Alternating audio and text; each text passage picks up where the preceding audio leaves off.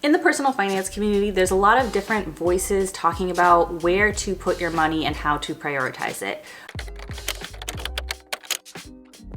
A really well-known person is Dave Ramsey, and he has his baby steps. I also am a big fan of the Money Guy show, and they have something called the financial order of operations. And both the baby steps and the financial order of operations are essentially a list that has an order of priority of where to put your money. And as I've been working with you guys through my budget coaching program, which has been amazing, and if you're interested in learning more about it or signing up, I will put the link in the video description. I've gotten this question more than anything with every single coaching client is, what should I prioritize first? Should I prioritize this debt over that debt payoff over investing, saving over debt payoff? Like, what do I do with my next dollar? So I'm here to share with you today my philosophy on this topic that I like to call where to put your next dollar. In my mind, there are 6 steps of where to put your next dollar, so let's start with the first one.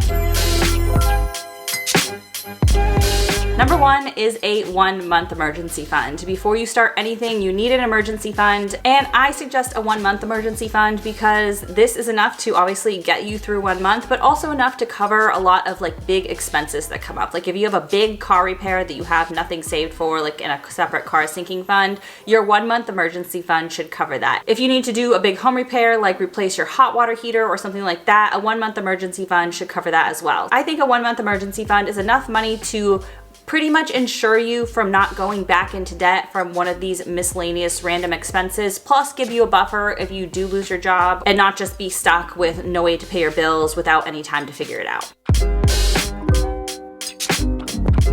Number 2 on where to put your next dollar is employer match. So if your employer offers a matching program for retirement contributions or HSA contribution or any sort of investing contribution that you can make where they match the dollars that you put in, I always like to maximize that because that's free money. That's a 100% return on your money, and you don't want to leave that on the table even if you're in debt. No matter what the interest rate is on your debt, pretty much, unless it's over 100% because you're doing payday loans or something, you're going to get the most bang for your buck by getting that match from your employer.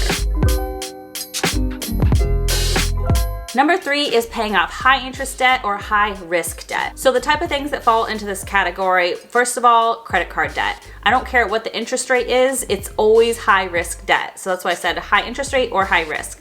Credit cards can have a 20% interest rate or they can be on a promotional 0% interest rate, but no matter what, they are high risk debt, and so you want to get that paid off as soon as possible. Another type of debt that I think is a high risk debt is a car. A car is a depreciating asset, and if your interest rate is moderate to high and it's a depreciating asset, it's super risky to have this debt around because if something happens to your car, you can end up underwater on these loans since cars do go down in value. And again, if it's high interest, it's definitely something you want to get paid off sooner than later because high interest debt is the most expensive debt. Also, if you have any like unsecured personal loan that you use to consolidate credit card debt, that probably has like a 10+% interest rate. Or if you have like debt that you took out that has a promotional 0% interest rate that you use to finance like a home repair or furniture or something like that, but it's a promotional rate. And if you read the fine print and it says if you miss any payments, you owe all the back interest at a super high rate, that is high risk debt, even though it seems like low risk. So any debt like that is where I would put my next dollar.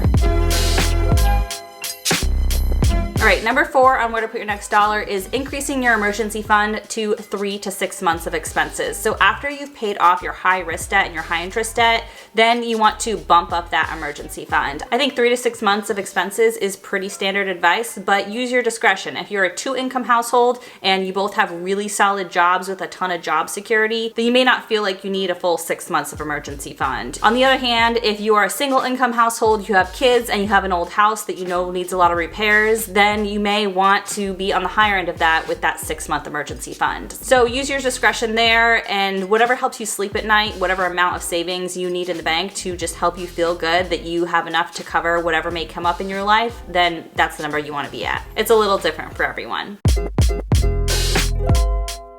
All right, number 5 out of 6 of where to put your next dollar. If you've saved up your 3 to 6 month emergency fund, the next thing you need to do is invest for retirement. So this percentage looks different for everyone. Again, this is like flexible based on what your needs are, what your wants are, you know, when you plan to retire, how much you think you need to retire, when you started saving for retirement. But all that aside, step number 5 is investing for retirement at a percent that works for your goals. The standard kind of advice is somewhere between 10 and 15%. If you listen to the Money Guy show, they talk about 20 to 25%. If you listen to Dave Ramsey, I think he lands at like 10%. So somewhere between there is probably where you want to be, depending on if you want to retire early, if you have a lot saved already, all those things, like I said. We are aiming for 15% of our money to retirement right now, where we have young kids and life is really expensive. And then I hope to bump that up into higher numbers once we get out of like the paying for daycare phase of life. And that's another good thing to keep in mind, is you need to reevaluate these things all the time, because as life changes, your goals and where you want to be putting your money and what percent of your money you want to be putting to each of these things might fluctuate a little bit. For example, if you buy a new house and your mortgage goes way up, then you probably need to increase your emergency fund because your 3 to 6 months of expenses just got more expensive.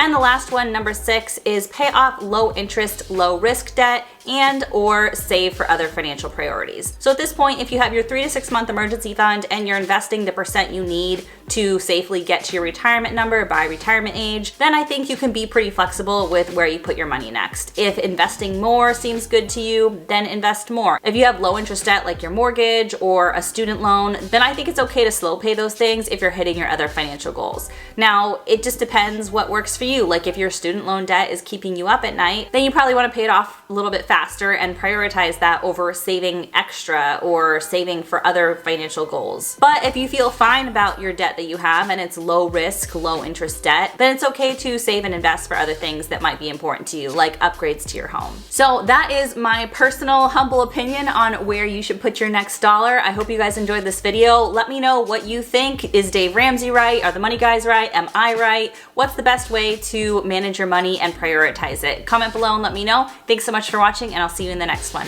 Bye.